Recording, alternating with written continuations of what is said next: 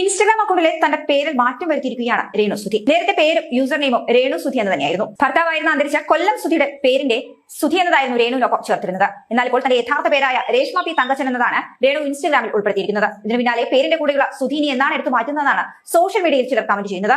ഈ അടുത്ത് ഇൻസ്റ്റഗ്രാമിൽ സബ്സ്ക്രിപ്ഷൻ ആരംഭിച്ചതുമായി ബന്ധപ്പെട്ട് രേണുവിനെതിരെ വലിയ രീതിയിലുള്ള അധിക്ഷേപങ്ങളും മറ്റും അരങ്ങേറിയിരുന്നു. എന്നാൽ സബ്സ്ക്രൈബ് ചെയ്യുന്നവർക്ക് വെറൈറ്റി സാധനങ്ങൾ താൻ തരുമെന്നാണ് രേണു സുധി ഇൻസ്റ്റഗ്രാമിൽ പേര് മാറ്റി രേഷ്മ പി തങ്കച്ചനായി. അതിനകത്ത് പറയുന്നത് പ്രൂഫ് കൊടുത്തിരിക്കുന്നത് പേര് തന്നെ ഇപ്പോ ഇതിനകത്ത് ഐഡി ആയിട്ട് ഇടണം, ഇൻസ്റ്റഗ്രാമിൽ ഐഡി ആയിട്ട് ഇടണം, എന്നാലേ അങ്ങനെ ഇടണം എന്നുള്ളത് കൊണ്ടാണ് ബ്ലൂ ബട്ടൺ കിട്ടാൻ വേണ്ടിയിട്ട്. ഇപ്പൊ ബ്ലൂ ആയില്ലേ ഇൻസ്റ്റഗ്രാമില്, അതിന് വേണ്ടിയിട്ട് ആണ് പേര് മാറ്റിയെന്നാണ് ഇങ്ങനെ പറയുന്നത്. ഇങ്ങനെ ഒഫീഷ്യൽ ആയിട്ടൊക്കെ ഇങ്ങനെ അറിയുന്നത്. ആ പേരിന്റെ കൂട്ടത്തിൽ സുധി എന്നുള്ള പേര് ഞാൻ മാറ്റി. മൂന്നാമതാണെങ്കിലും ഈ രേണു സുധി എന്നുള്ള പേര് ചേച്ചി മാറ്റുമോ കല്യാണം വിവാഹം കഴിച്ചാൽ? ട്രാപ്പിഡ് രേണു സുധി എന്നുള്ള പേര് എന്താ പറയാ, സുധിച്ചാന്റെ ഭാര്യയാണെന്നാണോ രേണു സുധി എന്നുള്ള പേര്. ഇന്നും ഞാൻ സുധിച്ചാന്റെ ഭാര്യയല്ലേ. ഇന്ന് ഈ ഇരിക്കുന്ന സമയത്തും ഞാൻ കൊല്ലം സുധി എന്ന് പറയുന്ന അതുല്യ കലാകാരൻ തന്നെയാണ്. അദ്ദേഹം അസാധ്യ ആർട്ടിസ്റ്റ് ആയിരുന്നു. അദ്ദേഹം ഇല്ലെന്നൊന്നും ആരും പറയണ്ട, അസാധ്യ ആർട്ടിസ്റ്റ് ആയിരുന്നു. എനിക്ക് ഭയങ്കര ആർട്ടിസ്റ്റ് എന്ന നിലയിൽ എനിക്ക് ആളെ ഭയങ്കര ഇഷ്ടമായിരുന്നു. ഭർത്താവിന്റെ നിലയിലും ഇഷ്ടമാണ്. അപ്പൊ അദ്ദേഹത്തിന്റെ നിയമപരമായിട്ടുള്ള, അങ്ങനെ തന്നെ പറയാം, അദ്ദേഹത്തിന്റെ നിയമപരമായിട്ടുള്ള ഒരേ ഒരു ഭാര്യയാണ് ഈ രേണു എന്ന് പറയുന്നത്, ഈ രേണു സുധി അല്ലെങ്കിൽ രേഷ്മ പി തങ്കച്ചൻ. നിങ്ങൾ കമന്റ് ഇടുന്ന രേഷ്മ പി തങ്കച്ചൻ. ഓക്കെ, അപ്പം ഇന്നും ആ അദ്ദേഹത്തിന്റെ ഭാര്യയാകുമ്പോൾ കേട്ടല്ലോ ഇപ്പൊ പറഞ്ഞത്, പേര് മാറ്റുന്നു. നമുക്കത് രണ്ട് തരത്തിലെടുക്കാം.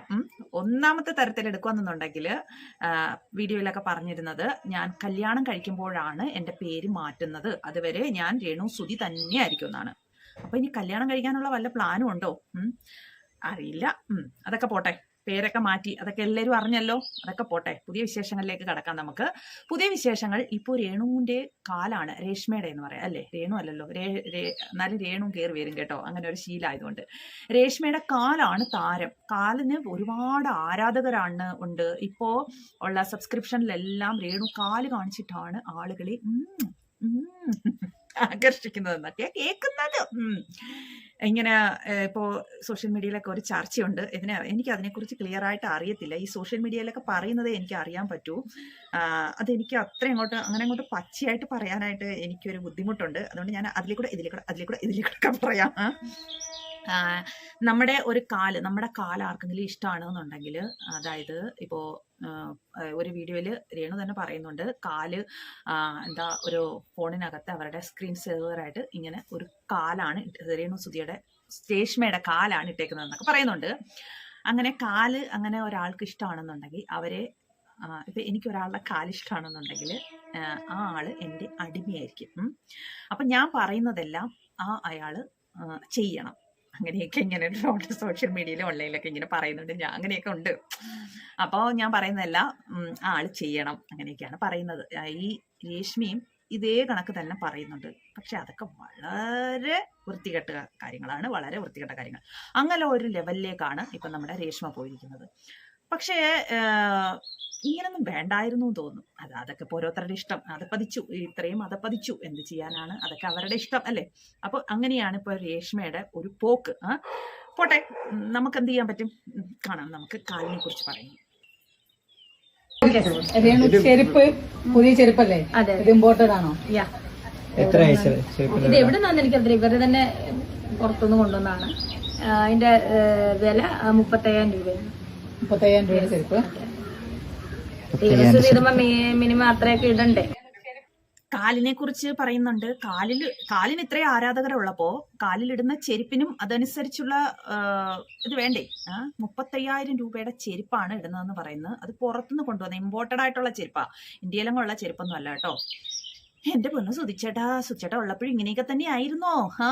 ചുമ്മാതല്ല കടം മേടിച്ച് കൂട്ടിയത്. ഈ രീതിയിലുള്ള 35,000 രൂപയുടെ ചെരുപ്പും ഇതേ കണക്കുള്ള കുട്ടി ഡ്രസ്സും ഒക്കെ മേടിക്കാനായിട്ട് എന്തോരം പൈസ ആയിട്ടുണ്ടാവും. പിന്നെ ആ പാവപ്പെട്ട സുധി എന്ത് ചെയ്യാൻ പറ്റും? കടം മേടിച്ച് ഭാര്യയെ സാറ്റിസ്ഫൈ ചെയ്യും, അല്ലാതെ എന്ത് ചെയ്യാൻ പറ്റും? ചില ആൾക്കാർ കാലൊരു ഫോട്ടോ ഞാൻ പറയത്തില്ല. ഞാൻ നോക്കിയപ്പോ അവരുടെ ഫ്രണ്ട് മറ്റേ ഡിസ്പ്ലേയുടെ ഇക്കായിട്ട് സ്ക്രീൻഷോട്ട് സ്ക്രീൻ സേവ് ആയിട്ട് ഇതാ ഞാൻ പറഞ്ഞത്, കാലിന്റെ ഫോട്ടോ എടുത്തിട്ട് ഫോണിലെ സ്ക്രീൻ സേവർ ആയിട്ട് ഇട്ടേക്കുന്നു. ഞാൻ പറഞ്ഞ കാര്യം തന്നെയല്ലേ ഇപ്പം രേഷ്മ പറഞ്ഞത്, അടിമയാക്കുന്നു. എനിക്ക് ആ ഒരു വിഷയമൊന്നും സംസാരിക്കാനായിട്ട് വലിയ താല്പര്യമില്ല. അതൊക്കെ വളരെ വൃത്തികെട്ട കാര്യങ്ങളാണ്. ഓക്കെ, അത്രയും മാത്രം ഞാൻ പറയാം, വേറെ ഒന്നും എനിക്ക് പറയാൻ വയ്യ. ഇവൾ എന്തിനാണ് ഇങ്ങനെ ഈ കാലും കാണിച്ചുകൊണ്ടിരിക്കുന്നതെന്ന് ചോദിച്ചു കഴിഞ്ഞാൽ എനിക്കറിയത്തില്ല. എന്താണ് ഇവളുടെ കാലിൽ ഇത്രയേ ഉള്ളൂ? ഇത്രയും അധപ്പതിച്ച മനുഷ്യർ നമ്മുടെ നാട്ടിലൊക്കെ ഉണ്ടോ? ഇവരുടെ കാലിനെയൊക്കെ സ്നേഹിക്കുക, പ്രേമിക്കുക, ആരാധിക്കുക.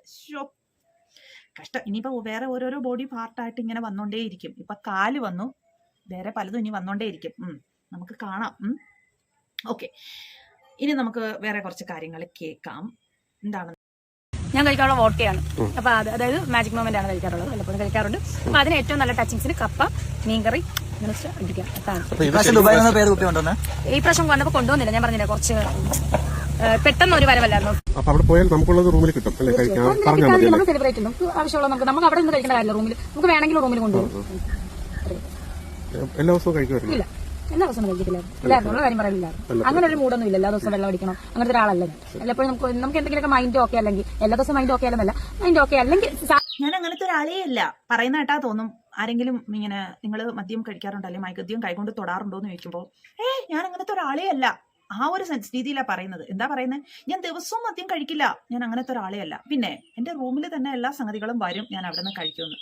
പബ്ലിക്കായിട്ട് വന്ന് മദ്യം കഴിക്കുന്ന കാര്യം പറയുന്നു. അല്ല, ഇതൊക്കെ ഇങ്ങനെ യൂട്യൂബിലൊക്കെ അല്ല ഏതെങ്കിലും സോഷ്യൽ മീഡിയയിലൊക്കെ ഇട്ട് കഴിഞ്ഞ് കഴിഞ്ഞാൽ അതിനൊക്കെ വയലൻസിനൊക്കെ ഇതാവത്തില്ലേ? ഇതൊക്കെ ഇങ്ങനെയൊക്കെ പറയാൻ പാടുണ്ടോ? ഇല്ലെന്നാണ് എനിക്ക് തോന്നുന്നത്. അറിയില്ല എത്രയാ പറയുന്നത്. പബ്ലിക്കായിട്ട് വന്ന് നിന്ന് ഏതാ കഴിക്കുന്നത്, വോഡ്കയാണോ ഏതാ കഴിക്കുന്നതെന്ന് പറയുന്നുണ്ട്.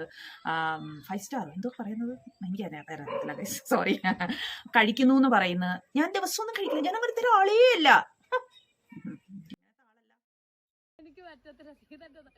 ഞാൻ ഇറങ്ങുവാണ്.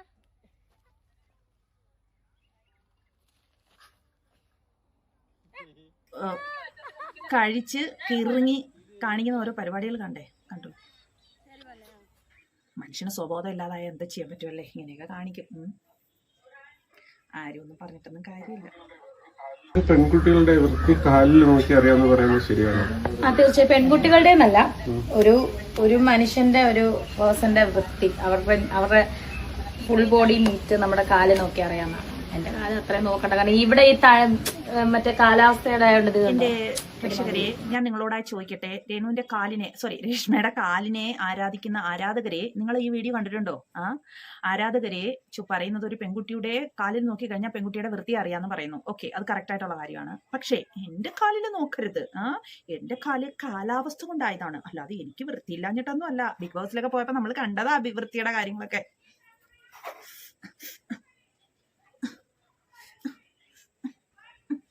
കണ്ടതല്ലേ നമ്മളൊക്കെ വൃത്തിയുടെ കാര്യങ്ങളൊക്കെ. ആ ആളാണ് ഇപ്പൊ ഇത് പറയുന്നത്. അപ്പൊ ഇങ്ങനെയൊക്കെയുള്ള കാര്യങ്ങളൊക്കെയാണോ എന്റെ പ്രേക്ഷകരെ നിങ്ങൾ ഈ കാലിനെ ആരാധിക്കുന്നത്? സൂക്ഷിച്ചോളൂ. എനിക്ക് വൃത്തിയില്ലാഞ്ഞിട്ടൊന്നും അല്ല, എന്റെ ഈ കാലാവസ്ഥയുടെ കാരണം കൊണ്ടാണ് എന്റെ കാലിങ്ങനെ വൃത്തികേടായിട്ടിരിക്കുന്നത്, അല്ലാതെ എനിക്ക് ഭയങ്കര വൃത്തിയാണ്. ദാരിദ്ര്യത്തിലേക്ക് ഏറ്റവും താഴ്ന്ന കാട് മഞ്ഞക്കാട്, അങ്ങനെ തന്നെ പറയാം. മഞ്ഞക്കാട് ഉള്ളതുകൊണ്ട് നമുക്ക് അതെല്ലാം ഫ്രീ ആയിട്ട് കിട്ടും. പഞ്ചസാര അതൊക്കെ നേരത്തെ ഫ്രീ ആയിട്ട് കിട്ടുന്നതാണ്. അപ്പൊ പിന്നെ ചെലവെന്താ? അധികം ചെലവൊന്നും ഇല്ലല്ലോ, അതിനുള്ള ചെലവൊന്നും ഇല്ല.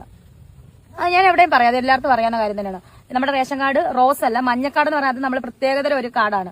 അത് നമുക്ക് ഒരുപാട് ആനുകൂല്യങ്ങളൊക്കെ കിട്ടുന്ന കാർഡാണ്. അത് നമുക്ക് നേരത്തെ തൊട്ടേ ഉള്ളതാണ്. സോ അതിന് വേണ്ടിയിട്ട് ചെലവാക്കേണ്ട കാര്യമില്ല, അധികം ചെലവില്ലെന്നാണ് ഞാൻ പറഞ്ഞത്. അച്ഛൻ ദാരിദ്ര്യരേഖയ്ക്ക് താഴെയാണ്, പക്ഷേ 35,000 രൂപയുടെ ചെരുപ്പേ ഇടത്തുള്ളൂ.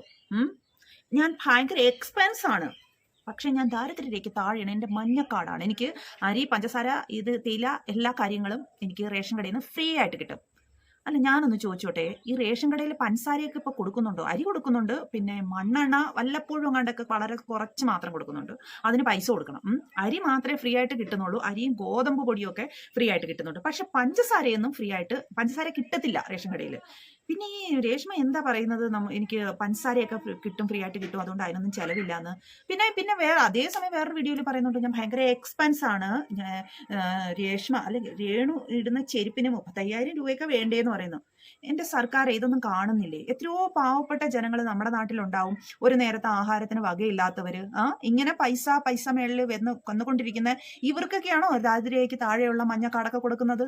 ഇത് സർക്കാർ ചെയ്യുന്ന ഭയങ്കര ഒരു ചീറ്റിംഗ് ആണ് കേട്ടോ. സർക്കാർ ഈ വീഡിയോ കാണണം. കണ്ടില്ല എന്നുണ്ടെങ്കിൽ ആരെങ്കിലുമൊക്കെ സർക്കാരിന്റെ ചെവിയിൽ എത്തിക്കണം. ആരെങ്കിലുമൊക്കെ ഒരു അപേക്ഷ കൊടുക്കുക. പഞ്ചായത്തിലാ, അവരുടെ കോർപ്പറേഷനാണോ പഞ്ചായത്താണോ എന്തായാലും അവിടെ അപേക്ഷ കൊടുത്ത് അവരുടെ മഞ്ഞക്കാർഡ് വെട്ടിക്കുക. എന്നിട്ട് മഞ്ഞക്കാർഡ് പോയിട്ട് റോസ് കാർഡാക്കുക. ഈ പറയുന്ന കാര്യങ്ങൾ പബ്ലിക് ആയിട്ടാണ് വന്ന് പറയുന്നത്, അതായത് സോഷ്യൽ മീഡിയയിലാണ് വന്ന് പറയുന്നത്. ഇത് സർക്കാരിന്റെ ചെവിയിൽ എത്തണം. രേഷ്മ പി തങ്കച്ചന്റെ അവിടെയുള്ള പഞ്ചായത്ത് ആയാലും മുനിസിപ്പാലിറ്റി ആയാലും കോർപ്പറേഷൻ ആയാലും അവിടെ എത്തുക.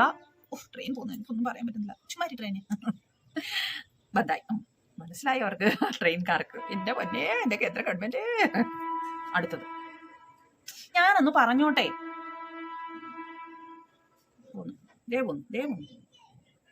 ഞങ്ങളുടെ വീട്ടിൽ ഇരിക്കുമ്പോൾ തന്നെ ട്രെയിൻ പോകുന്ന കാണാൻ പറ്റും. കൂവി വിളിച്ചോണ്ട് വരുന്നു. പോട്ടെ നമ്മുടെ കാര്യത്തിലേക്ക് നമുക്ക് വരാം. അപ്പം രേഷ്മ പി തങ്കച്ചന്റെ മഞ്ഞ കാർഡ് മാറ്റിയിട്ട് റോസ് കാർഡ് ആക്കുക. ഇൻവെസ്റ്റ്മെന്റ് ചെയ്യാൻ തുടങ്ങുന്നതേ ഉള്ളൂ. എനിക്ക് എന്തായാലും ഒരു ഇൻവെസ്റ്റ്മെന്റ് കുറച്ച് പൈസ ബാങ്കിൽ ഇട്ടിട്ടുണ്ട് ഞാൻ. അതുപോലെ ഇനിയും കുറച്ച് ഇടണം. അതുപോലെ ഞാൻ പറഞ്ഞില്ല, വീട് സ്ഥലം മേടിക്കണം. പിന്നെ പതുക്കെ ഒരു ബിസിനസ് നോക്കണം. എല്ലാം ഞാൻ ആരംഭിക്കും. കുറച്ച് ഒരു 6 മാസത്തിനകം എല്ലാം ഒന്ന് സ്റ്റാർട്ടപ്പ് ചെയ്യും. ഇപ്പൊ ഞാനൊന്ന് നിൽക്കാൻ തുടങ്ങിയതേ ഉള്ളൂ. ചെയ്യണം. ബിസിനസ് തുടങ്ങണം, വീട് വെക്കണം, സ്ഥലം മേടിക്കണം. ഇതിനൊക്കെ ഉള്ള പൈസ എല്ലാം ഉണ്ട്. പക്ഷേ റേഷൻ കടയിൽ നിന്ന് പഞ്ചസാരയും അരിയും ഒക്കെ മേടിച്ചിട്ടാ കഴിയുന്നത്. എന്താ ഇതൊക്കെ? കാണുന്നില്ലേ എന്റെ പൊന്നു സർക്കാർ ഏതൊന്നും? പാവപ്പെട്ട എത്രയോ ആൾക്കാരുണ്ട്. അവർക്ക് എന്തെങ്കിലുമൊക്കെ കൊടുക്കൂ.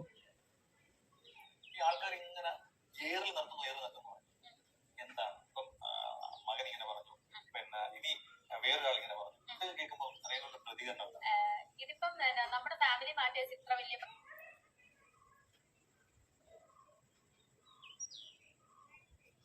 ഞാൻ ഇനി ഒരു വീഡിയോയും കൂടെ കാണിക്കാം. ആ വീഡിയോയും കൂടെ കണ്ടിട്ട് നമുക്ക് എന്ത് ചെയ്യാം. ഇനി അടുത്ത വീഡിയോയിൽ ഞാൻ ഇതേ വേഷത്തിൽ തന്നെ അടുത്ത വീഡിയോയിലും വരുന്നതാണ്. കുറച്ചധികം കാര്യങ്ങൾ പറയാനുണ്ട്. അപ്പം നമ്മുടെ ഈ രേണുവിൻ്റെ ഇതും കാലിൻ്റെ ആരാധകരെ കുറിച്ചും പിന്നെ പേര് മാറ്റിയ കാര്യങ്ങളൊക്കെ പറയാനാണ് ഞാനിപ്പോൾ ഈ വീഡിയോയിൽ വന്നത്. ഈ വീഡിയോയും കൂടെ കണ്ടിട്ട് നമുക്കിവിടെ വെച്ച് നിർത്താം. ഓക്കെ.